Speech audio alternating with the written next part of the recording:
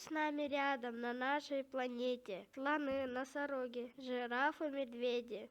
Мы люди-земляне, животные тоже, но как друг на друга мы все не похожи.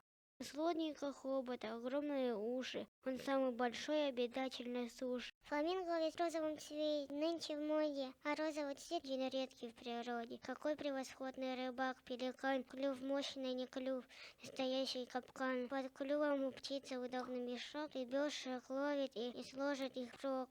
А зебра ходить не желает в упряжке, она родилась в полосатой тельняшке. Жираф весь пятнистый, от рожек до ног, а самое главное, очень высок. Огромная птица по Африке мчится, летать страус так и не смог научиться.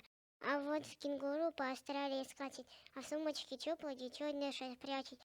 На полюсе снежной среди вечных льдин в развалку уйдет на рыбалку пингвин. На льдине сосед его мор толстокожий, ребешкой не прочь пожиться он тоже.